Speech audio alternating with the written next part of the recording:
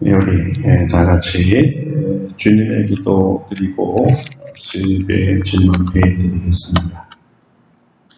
하늘에 계신 우리 아버지, 아버지의 이름을 거룩하게 하시며 아버지의 나라가 오게 하시며 아버지의 뜻이 하늘에서와 같이 땅에서도 이루어지게 하소서. 오늘 우리에게 일용할 양식을 주시고 우리가 우리에게 잘못한 사람을 용서하여 준 것 같이 우리의 죄를 용서하여 주시고 우리 시험에 빠지지 않게 하시고 악에서 구하소서. 나라와 권능과 영광이 영원히 아버지의 것입니다. 아멘. 찬송가 435장입니다. 435장 나의 영원하신 길.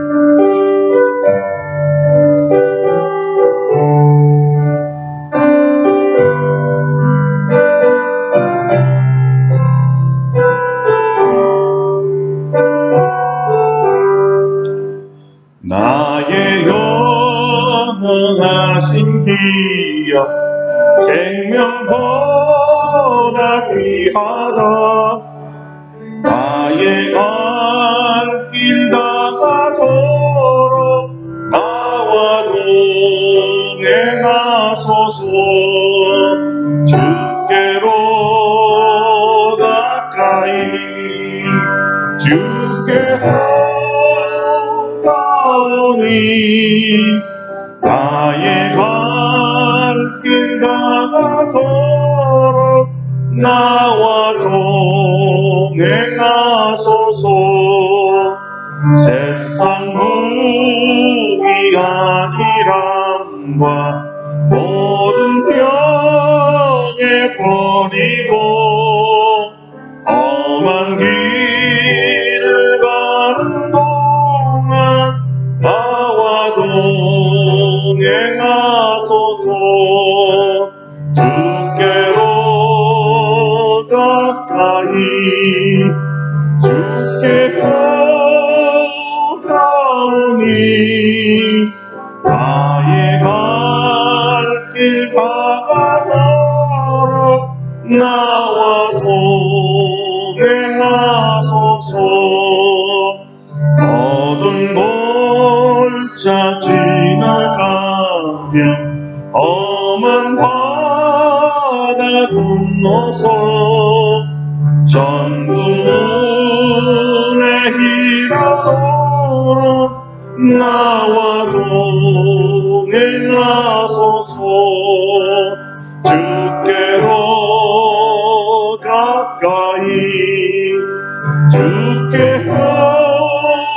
가오니 나의 갈 길 다가도록 나와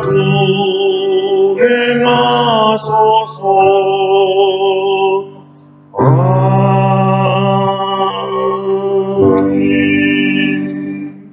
예배를 위해서 나같이 통성으로 기도하겠습니다. 오늘도 성령님 임재하시고 우리에게 깨달음의 은사를 더하여 주셔서 하나님의 말씀으로 기뻐하고 이 말씀이 생명이 되고 살아갈 힘이 되게 해달라고 다같이 기도하겠습니다. 돌아가신 하나님께 감사와 찬송을 우리에게 은혜를 베푸소서. 주의 이름을 거룩하여 주시고 사랑하는 성도들이 주님의 말씀을 그리워하며 사모하라. 주의 전에 나와서 이제 우리의 마음을 여소서. 우리의 귀를 여소서. 하나님의 말씀이 심령 깊이 울려 퍼지게 하여 주시고 우리의 영혼의 진동 있게 하여 주시고 성령이 주시는 내적 조명으로 깊은 깨달음 있게 하여 주시며 진리의 말씀이 생명이 되게 하시고 그 빛이 우리의 치료가 되게 하시며 능력이 되게 하여 주시고 세상에 나가 담대하게 살 수 있는 강렬한 믿음이 되기를 원합니다. 하나님 말씀 중에 우리 병이 떠나가기를 원합니다. 말씀을 듣는 중에 하나님의 품에 안기는 놀라운 감격이 있기를 원합니다.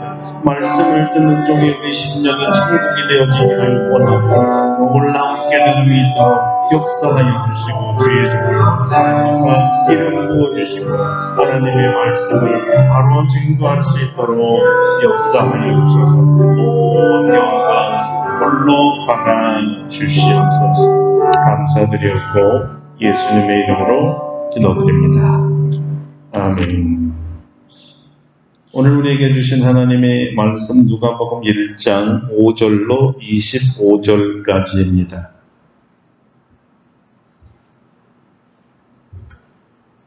누가복음 1장 5절로 25절까지 말씀, 제가 한 절 읽고 여러분 한 절 읽고 우리 서로 교독하도록 하겠습니다. 유대왕 헤롯 때 아비야 반열에 제사장 한 사람이 있었으니 이름은 사가랴요, 그의 아내는 아론의 자손이니 이름은 엘리사벳이라. 이 두 사람이 하나님 앞에 의인이니 주의 모든 계명과 규례대로 흠이 없이 행하더라. 엘리사벳이 잉태를 못함으로 그들에게 자식이 없고 두 사람의 나이가 많더라. 마침 사가랴가 그 반열의 제사대로 하나님 앞에서 제사장의 직무를 행할 때 제사장의 전례를 따라 제비를 뽑아 주의 성전에 들어가 분향하고 모든 백성은 그 분향하는 시간에 밖에서 기도하더니 주의 사자가 그에게 나타나 향단 우편에 선지라. 사가랴가 보고 놀라며 무수하니 천사가 그에게 이르되 사가라여 무서워하지 말라. 너의 간구함이 들린지라. 네 아내 엘리사벳이 네게 아들을 낳아주리니 그 이름을 요한이라 하라. 너도 기뻐하고 즐거워할 것이요 많은 사람도 그의 태어나는 기뻐하리니 이는 그가 주 앞에서 큰 자가 되며 포도주나 독한 술을 마시지 아니하며 모태로부터 성령의 충만함을 받아 이스라엘 자손을 곧 그들의 하나님께로 많이 돌아가게 하겠습니다. 그가 또 엘리야의 신령과 능력으로 주 앞에 먼저 와서 아버지의 마음을 자식에게 거스르는 자를 의인의 슬기에 돌아오게 하고 주를 위하여 세운 백성을 준비하리라. 사가랴가 천사에게 이르되 내가 이것을 어떻게 하리요? 내가 늙고 아내도 나이가 많으니이다. 천사가 대답하여 이르되 나는 하나님 앞에 서 있는 가브리엘이라. 이 좋은 소식을 전하여 내게 말하라고 보내심을 받았노라. 오라 이 일이 된 날까지 네가 많은 자가 되어 능히 말을 못하리니 이는 내가 내 말을 듣지 아니하려니와 때가 이르면 내 말이 이루어지리라 하더라. 백성들이 사가랴를 기다리며 그가 성전 안에서 지체함을 이상히 여기더라. 그가 나와서 그들에게 말을 못하니 백성들이 그가 성전 안에서 항상 본 줄 알았더라. 그가 문득으로 뜻을 표시하며 그냥 말을 사람대로 했더니 그 직무의 날이 다 되매 집으로 돌아다니라. 이후에 그 아내 엘리사벳이 잉태하고 5달 동안 숨어 있으며 이르되 같이 읽습니다. 주께서 나를 돌보시는 날에 사람들 앞에서 내 부끄러움을 없게 하시려고 이렇게 행하심이라 하더라. 아멘. 할렐루야. 오늘도 이 말씀으로 우리에게 은혜 주실 줄로 믿습니다. 오늘은 그 이름을 요한이라 하라는 제목으로 함께 은혜를 나누도록 하겠습니다. 의사이며 역사가이고 신학자이며 선교자였던 누가는 예수님이 참 하나님이시며 참 인간으로 죄인을 구하시려고 역사의 한 가운데에 오셔서 우리 대신 죄의 형벌을 받으시려고 십자가에 못 박혀 죽으셨다가 다시 사셨고 원래 계셨던 하나님 아버지로 곁으로 돌아가시기 위해 승천하신 이 일련의 사건들은 가장 확실한 역사적 사건들이었다고 증언합니다. 그리고 그 증언을 기록한 것이 누가복음이었습니다. 이 가장 확실한 사건을 전하기로 한 누가는 가장 역사의 최초적 사건들, 최초로 가장 역사적인 사실이 무엇인가를 생각할 때 그것을 세례 요한의 출생에 두었습니다. 과연 세례 요한은 어떻게 출생하게 되었을까요? 요한의 아버지는 레위민입니다. 제사장이었고 이름은 사가랴였습니다. 어머니는 엘리사벳이었는데 역시 아론의 자손인 레위 지파였습니다. 주님의 모든 계명과 규례대로 흠이 없이 행하는 사람이었습니다. 의사요, 신학자요, 역사가인 누가의 두 눈에 비춰진 두 사람에 대한 평가는 의인이었습니다. 누가는 이들이 의인이라는 사실을 어떻게 알았을까요? 자료들에 의하였고 그 사실을 목격자들에게 확인해서 자세하게 조사해 보니 당대의 모든 사람들 사이에서 이 부분은 의인이라는 평가를 받았다는 것입니다. 여러분, 이런 것을 우리가 볼 때 교회 안에서는 자기 스스로 의인이 있고 남이 인정하는 의인이 있습니다. 의인이 아니면서 의인인 채 하는 사람이 있고 죄인인데라고 생각하는데 남들에게는 존경받는 의인들이 있습니다. 전자를 우리는 주관적 의인이라고 부르고 후자를 객관적 의인이라고 부릅니다. 그런데요, 주관적이든 객관적이든 다 틀릴 수 있다고 누가는 말하고 있습니다. 사람들마저도 인간 자체를 의인이다, 죄인이다고 평가하지만 의인은 하나님 보시기에 의인이라야 된다는 거예요. 사람의 평가가 아니라 하나님의 눈에 볼 때 의인이었나? 우리 주님은 이거를 보신다는 말씀이죠. 과연 어떤 사람이 의인일까요? 여러분은 스스로 의인입니까? 남이 인정하는 의인입니까? 아니면 더 나아가서 사람의 평가가 아닌 하나님의 눈으로 볼 때 의인이십니까? 우리 모두가 하나님 보시기에 의인 되기를 축원합니다. 자, 오늘 천사가 나타나서 이 가브리엘의 천사가 나타났는데요. 이 의인인 사가랴에게 나타나서 한 말이 아들을 얻을 것이라고 예고를 하는 것이었어요. 그런데 어떻게 해서 사가랴에게 아들을 내어줄까? 그것은 그냥 무조건 가브리엘이 알아서 준 것이 아니라 성경에 보니까 이 사가랴가 늘 기도하고 있었다는 거죠. 무슨 기도를 했겠어요? 하나님, 우리가 아들이 필요해, 자식이 필요해. 자, 여러분 한번 생각해 보세요. 지금 나이가 많다, 둘 다 나이가 많다. 이 표현은요, 그냥 우리가 스쳐 지나갈 수가 없는 거는 다른 사람이 얘기한 것이 아니라 누가가 얘기했기 때문에 그냥 지나갈 수 없는 거예요. 누가가 어떤 사람이죠? 의사잖아. 의사의 눈에 볼 때 나이가 많다라는 표현은 뭐죠? 아이 가질 수 있는 물리적 조건을 갖지 못했다. 이미 둘 다 나이를 가질 수 없는 상태의 연령에 들어갔다는 거죠. 나이가 많이 들어버렸어요. 자, 그런데 희한하죠. 그러면 사가랴는 사람은 보통 아내가 물리적으로 아기를 가질 수 없는 상태인 것을 알면 더 이상 아기를 바라지 않았을 텐데 기도했다는 것은 무슨 뜻입니까? 사가랴는 여전히 믿음을 갖고 있었다는 거였어요. 어떤 믿음이었어요? 하나님은 능치 못할 일이 없는 하나님이시기 때문에 사람이 볼 때, 물론 의사가 볼 때 생산 불가능입니다. 이런 판정을 받는 상태에 있더라도 하나님은 역사하신다. 기적을 얘기했던 것입니다. 기적을 믿은 사람이었어요. 사가랴는 자기 부인 엘리사벳이 나이가 많아서 아이를 가질 수 없는데도 불구하고 아이 달라고 포기하지 않았던 이유가 뭘까요? 여러분, 사가랴가 제사장이잖아요. 제사장이니까 구약에 대한 모든 이야기들을 다 잘 알고 있었겠죠. 그런데 어떤 얘기를 잘 알고 있었기에 굳이 아기를 달라는 이 믿음을 포기하지 않았을까요? 성경에 아이를 낳을 수 없게 경수가 끊어진 여인들 중에 두 여인이 하나님의 전적인 개입으로 아이를 낳게 됩니다. 기적이었어요. 누가 그랬습니까? 예, 첫째는 사라죠.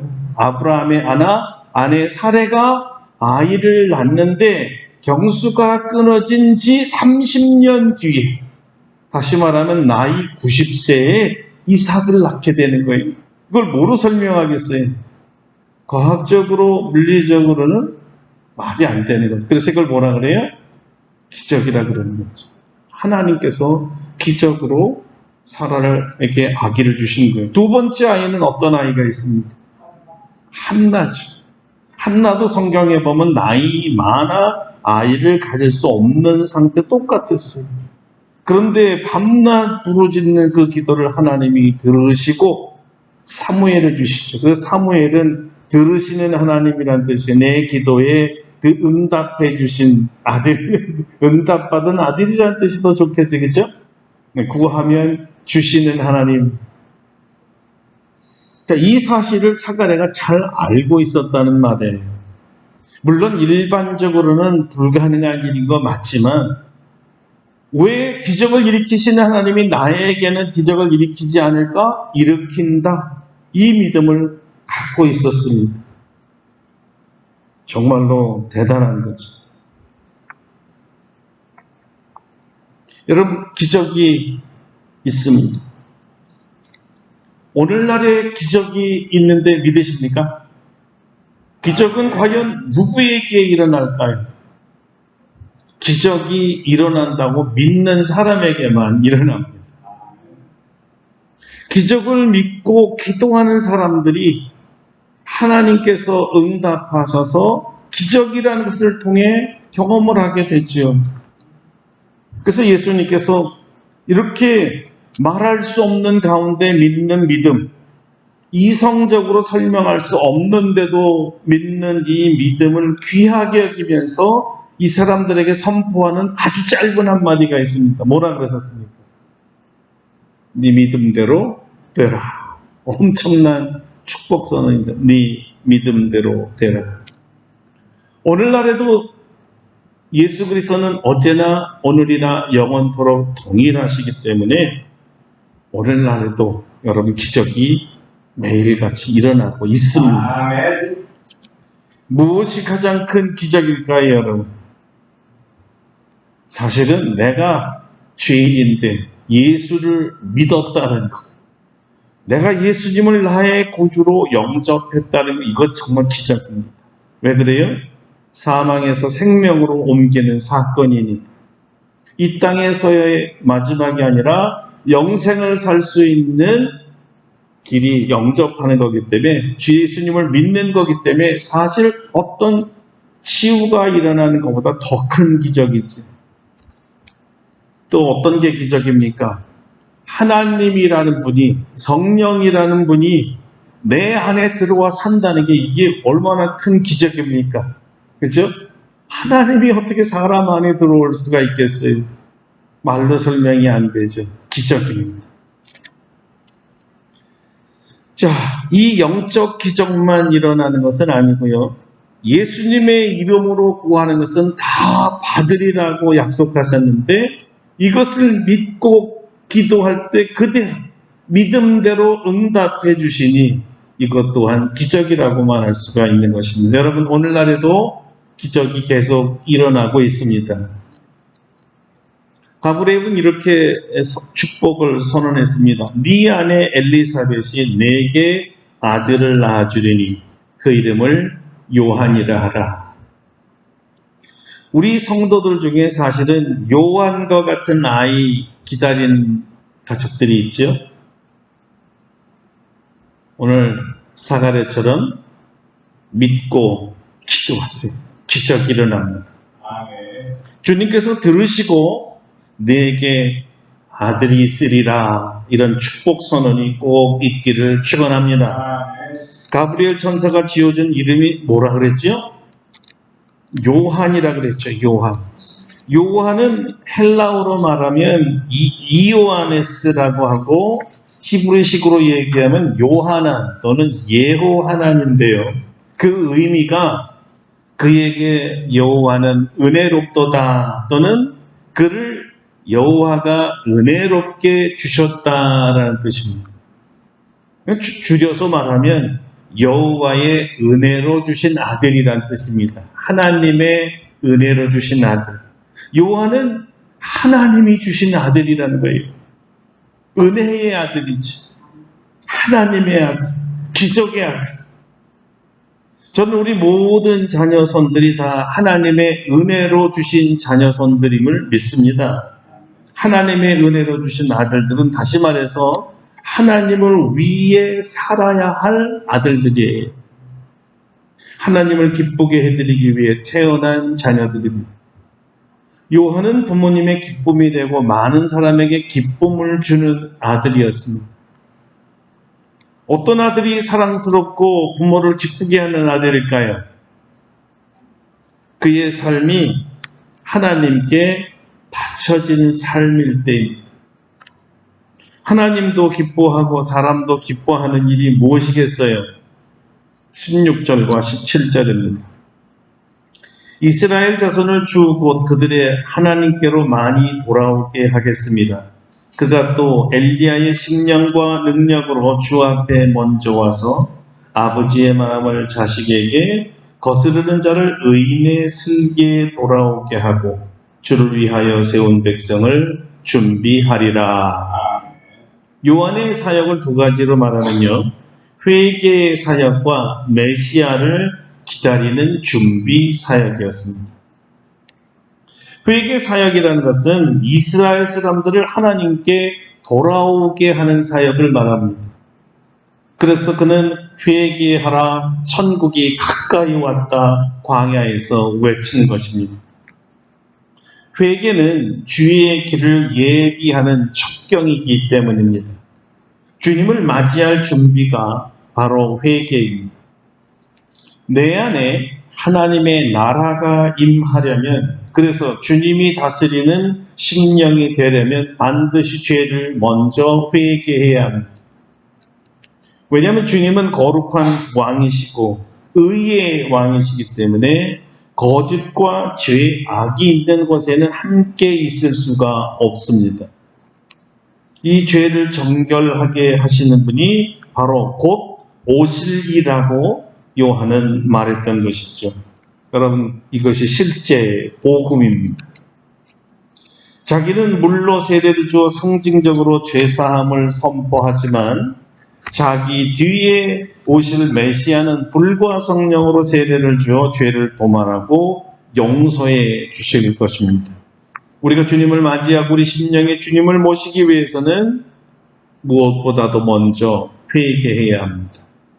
요한의 말대로 회개는 하나님께로 돌아가는 것입니다. 하나님께로 돌아가는 거예요. 무슨 얘기냐면 우리가 많이 착각하는 것은 회개가 단지 죄를 자백하고 고백하고 시인하는 거로만 아는 사람이 있어요. 그러니까 더더구나 죄를 그냥 막 짓다가 죄를 더 이상 짓지 않고 중단하기로 한 것을 회개라고 하는 사람이 있어요.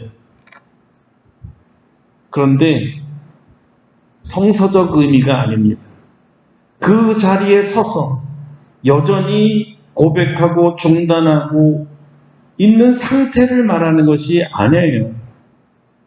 이제까지 자기가 선택하고 가던 길이 철저하게 잘못됐다는 것을 깨닫고 가던 길이 잘못됐으니까 바른 길을 향하여 돌아오는 것을 말합니다. 그 자리에 서서 잘못됐구나, 잘못됐어요. 이렇게 그 자리에서 고백하고 끝나는 게 아니에요. 그 자리에 서 있는 게 아니에요. 잘못 갔으니까 돌아오는 행위, 바른 길로 돌아오는 행위가 회개였던 것입니다. 하나님을 만나러 돌아오는 행위예요. 하나님께서 오란다고 인정하고 하나님의 뜻을 받들러 가는 거예요. 하나님께 돌아가서 뭘 하라고 가죠? 하나님을 예배하기 위해 돌아가는 것입니다. 죄악과의 단절이요, 의와 다시 연합하는 것입니다. 의와 연합하기 위해서 돌아오는 거라고 말하는 거예요. 이 하나님께 돌아감을 위해 누군가가 우리의 가는 길이 잘못되었다고 말해주고 깨우쳐주지 않으면 하나님께로 돌아갈 사람이 없습니다. 왜냐하면 자기가 가는 길이 다 옳다고 여기기 때문이에요. 바로 당신들 회개하시오. 지금 가는 길이 잘못됐습니다라고 외친 분이 요한이었고 이것이 그의 사역이었습니다. 회개하시오. 하나님께로 돌아가시오. 여러분이 가는 길은 참된 길이 아니요. 그 길은 죽음의 길이요. 멸망의 길입니다. 돌아가시오. 하나님께 돌아가야 삽니다. 이렇게 외쳤던 것입니다. 이 사역을 감당하기 위해 하나님은 세례 요한에게 성령의 충만함을 주시겠다고 약속하셨습니다. 성령의 능력이 없이는 주님께서 주신 사명 감당하지 못한다는 것을 누구보다도 더 잘 아시는 분이 바로 우리 하나님이십니다. 성령의 능력을 받지 못하고 하는 사역은 비효과적인 사역이고 땀만 흘리고 결실이 없는 사역입니다. 농사건으로 말하면 실컷 농사 지었는데 수확이 하나도 없는 농사를 말하는 거예요. 가브리엘 천사로부터 앞으로 태어날 아이의 출생에 대한 예고를 듣고 있던 사가랴가 스스라치게 놀랐습니다. 여러분 왜 놀랐을까요? 아기를 준다고 했으니까 기뻐서 놀랐을까요? 그렇게 기도했으니 아들 달라고 기도했는데 아들을 주겠다 그러니까 얼마나 놀랐어요. 기뻤겠어요? 안 기뻤겠어요? 기뻤겠죠. 아들을 준다니까. 근데 아들을 준다는 그 말 자체는 분명히 기쁜 소식인데 좋은 소식 맞는데 그 뒤에 말씀하시는 게 너무 심각한 내용이었기 때문에 기뻐하다가 그냥 다시 그 입꼬리가 다시 내려가 버린 겁니다. 좋아했었어요. 왜 그랬을까요? 왜 좋아하다 말고 갑자기 마음이 주저앉았죠? 왜냐하면 사가랴가 원하는 아이는 그냥 평범한 아이였습니다. 이스라엘의 가장 큰 선지자인 엘리야와 같은 아이가 된다고 하니까 마음이 무거워졌습니다. 평생을 힘겹게 영적 전쟁을 하며 살아가야 될 이 아이의 장래를 생각해 볼 때 두렵기까지 했을 것입니다. 그래서 이 사가랴가 아주 소극적인 질문을 합니다. 내가 이것을 어떻게 압니까? 내가 늙고 아내도 나이가 많은데 말이죠. 간절하게 그렇게 원했던 자녀를 주신다고 하니까 기뻐하고 또 기뻐해야 하지만 아이의 장래의 사역을 들을 때 아버지 사가랴는 마음이 아주 불편해진 것입니다. 아마 솔직한 심정으로는 이런 말을 하지 않았을까요? 주님, 이 아이 말고 다른 아이 주시면 안 됩니까? 평범한 아이 주시면 안 됩니까? 꼭 이 사역을 해야만 하나요? 다른 사역은 없나요? 아마 보통 이런 마음이 부모님들의 마음이 아닐까 이렇게 생각이 듭니다만 다른 분들도 있겠지.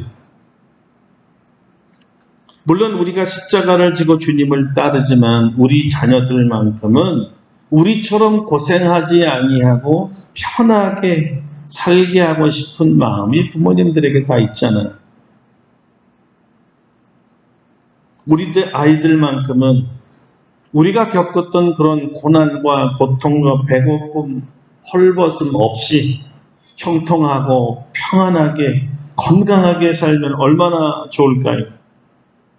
큰 인물이 안 돼도 좋으니 그저 평범하게 살아도 좋으니까 이런 막중한 임무는 피하고 그저 평범하게만 살아달라는 거죠.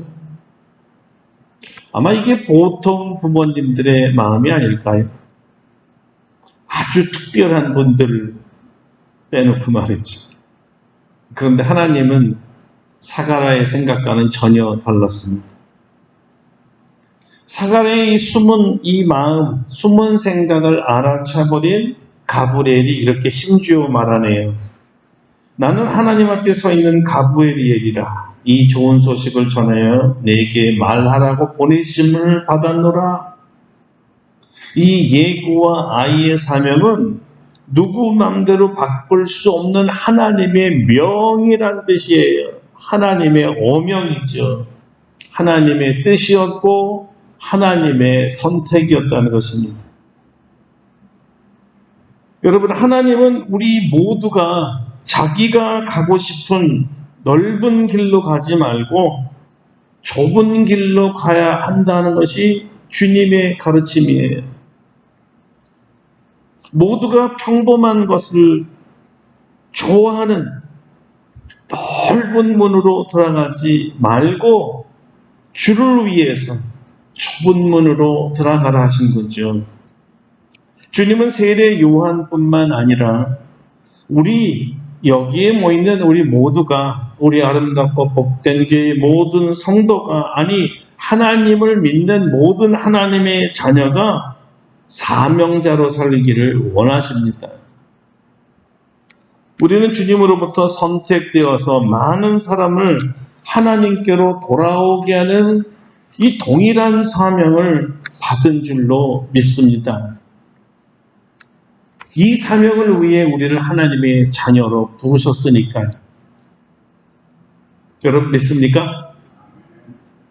역시 똑같은 반응이 기쁘고 맞는데 한편으로는 아닌 것 같고 아니었으면 좋겠고 못 들은 것처럼 하면서 넘어가고 싶지는 않나요? 그런데 여러분이 알아야 될 것은 내가 원하던 원치 않던, 내가 기뻐하던 기뻐할 수 없던, 받아들이던 받아들일 수 없던 주님께서 우리를 택하셨다는 것입니다. 우리는 주님께서 택하신 사명자라는 거예요.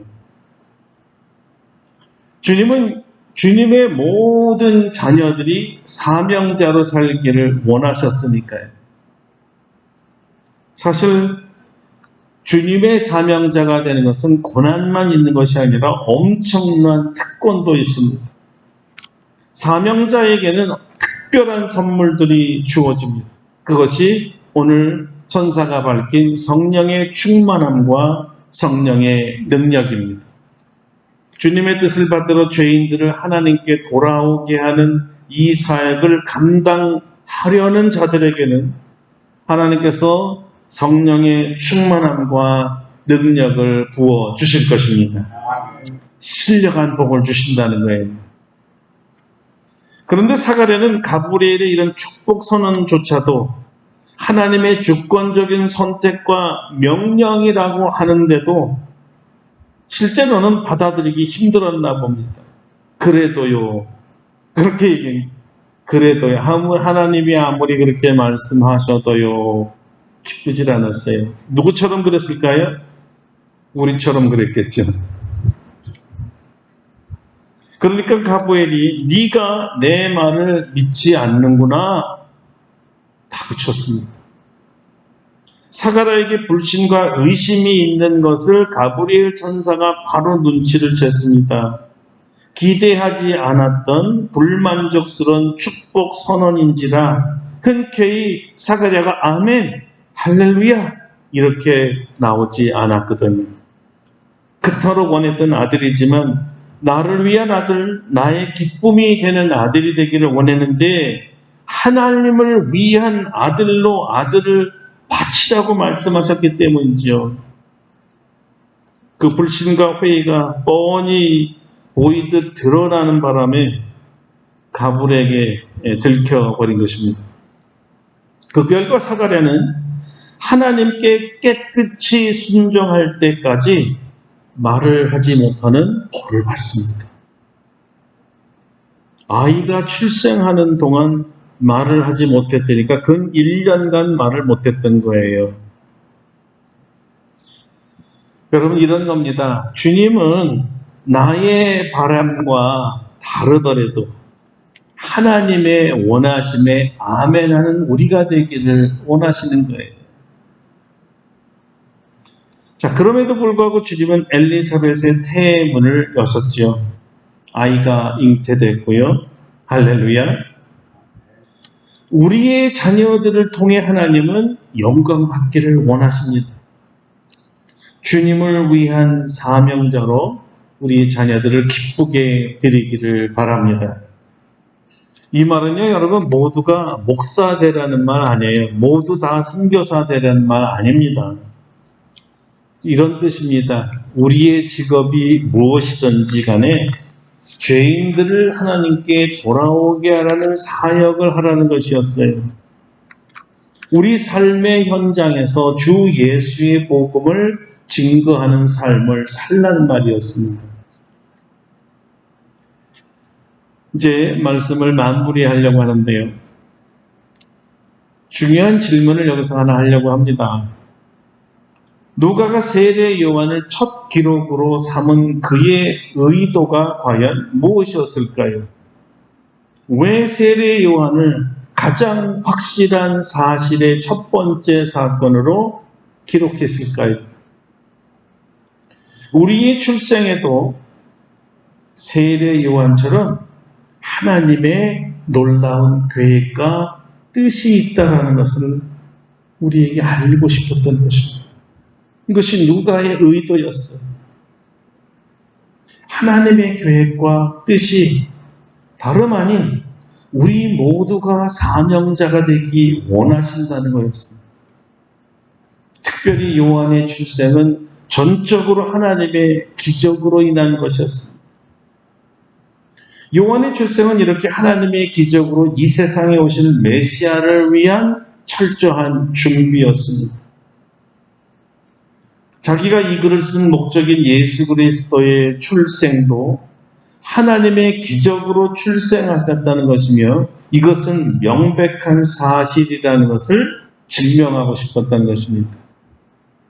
우리를 사랑하신다는 사실도 확실하고 우리를 이 세상에 보내신 목적이 사명자로서의 삶이라는 것도 확실하다는 것입니다. 우리를 사랑하신다는 사실도 확실하고요. 우리 삶의 목적이 사명자의 삶이라는 것도 확실하다는 것입니다. 누가 자신도 이 사명을 위해 확실한 사실을 증거하고 있는 것처럼 독자들도 확실한 복음을 읽고 확실하게 하나님께 돌아오고 죄 용서하신 주님을 증거하는 확실한 사명자로서의 삶을 살라는 것입니다. 여러분, 누가는 자기가 지금 기록한 모든 것이 확실한 사실이라는 것입니다. 그러니까 어떻게 하라는 거예요? 받아들이라는 거죠. 받아들이라. 뭘 받아들여요? 당신의 태어남도 하나님의 계획 속에서 태어난 거고 당신을 사명자로 부른 것도 하나님의 계획 속에서 부르신 거고 사명자에게 성령의 권능을 주는 것도 확실한 거고 확실한 복음을 전해야 될 사명을 우리에게 주셨다는 것도 확실하다는 것입니다. 이런 자에게 성령의 권능과 충만함을 주시는 것도 확실하다는 거지요. 자, 이것이 요한의 마지막 기록의 목적입니다. 여러분, 이런 의미에서 저와 여러분 모두가 오늘날의 요한이라는 것입니다. 우리가 요한이, 왜냐하면 주께서 오늘날 우리에게도 네 이름을 요한이라 하라 이렇게 말씀하고 계시기 때문입니다. 우리도 하나님의 은혜를 받은 자입니다. 은혜의 자녀입니다. 그래서 은혜를 받은 자가 하나님의 은혜를 전해달라고 하나님으로부터 택함받고 위임받은 은혜의 사명자이기 때문입니다. 함께 기도하겠습니다. 세례요한이 곧 그냥 온 것이 아니라 하나님의 계획 속에 왔습니다. 그의 사명 자신이 선택한 것이 아니라 하나님이 주신 것입니다. 회개케 하려 메시아의 길을 첩경으로 만들려 우리 사명도 동일하다는 것입니다. 이것을 받아들이고 나의 삶이 세례 요한처럼 사명자의 삶을 가게 하옵소서. 그러나 주님 약속하신 대로 성령의 권능과 은사와 충만함을 부어 주옵소서. 우리 다 같이 동성으로 기도하겠습니다. 거룩하신 하나님께 감사와 찬송과 영광을 드립니다. 하나님께서 우리를 태어나게 하셨을 때 목적이 있었습니다. 모든 하나님께 영광이 되고 부모들에게는 기쁨이 되는 자녀 맞습니다. 하나님을 기쁘게 하는 자녀는 어떤 자녀이냐? 하나님이 주신 사명을 감당하는 자녀입니다. 하나님이 주신 사명은 많은 사람들로 하여금 하나님께 돌아오게 하려는 것이며 예수 그리스도의 길을 준비하는 것이었습니다. 하나님, 우리가 원턴 원하지 아니하고 나머지 우리의 삶이 사명자의 삶이 되게 하여 주시옵소서. 우리의 삶의 현장에서 우리가 만나는 사람들에게 예수 그리스도께로 돌아오라고, 하나님 아버지께 돌아오라고 외치는 사명자의 삶을 살도록 도와주시옵소서. 하오나 주님 약속대로 우리 힘만으로는 감당할 수 없사오니 성령의 충만함과 능력과 은사를 부어 주시옵소서. 예수님의 이름으로 기도드립니다. 아멘. 네, 우리 뜻을 생각하시면서 323장 부르시고 축도하고 예배를 마치겠습니다. 323장입니다.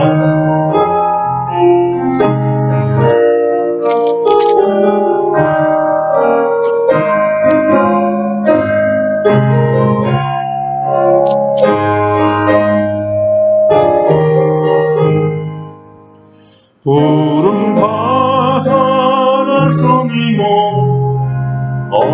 어디든지 가오리다.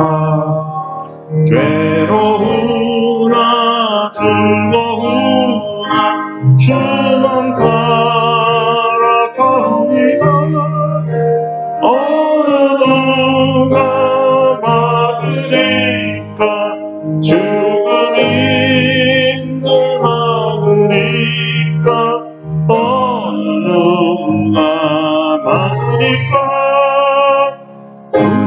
우리를 막으리까? 악을 걸작 빈들에도 복음 들고 가오리다. 소돔 같은 거리에도 사랑 안고 찾아가서 종의 몸에 지닌 것도 아낌없이 드리리다. 종의 몸에 지닌 것도 아낌없이 드리리다.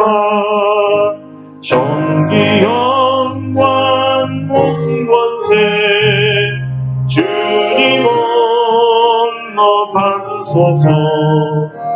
멸시정대 십자가는 죄가 지고 가오리다. 이름 없이 빛도 없이 감사하며 섬기리다. 이름 없이 빛도 없이 감사하며 섬기리다.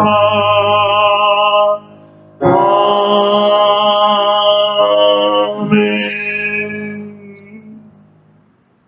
이제는 우리 주 예수 그리스도의 은혜와 하나님 아버지의 놀라우신 사랑하심과 성령의 교통하심이 요한의 태어남과 사명처럼 우리의 태어남이 하나님의 놀라운 계획 속의 태어남이요 이 땅에서의 사명이 주님 주신 사명, 모든 죄인을 하나님께로 돌아오게 하는 것과 예수님을 영접하도록 준비하는 일임을 자각하고, 내가 여기 있습니다, 주님. 나를 사용하소서 주께 맡기며 돌아가는 사랑하는 모든 성도들 심령 위에와 우리의 사랑하는 자녀 손들 위에와 세계에 흩어진 모든 하나님의 자녀들 위에 이제로부터 영원토록 함께 하시옵기를 간절히 축원하옵나이다. 아멘. 할렐루야. 감사합니다. 우리 하나님께 감사와 영광의 박수 하겠습니다. 감사합니다. 감사합니다.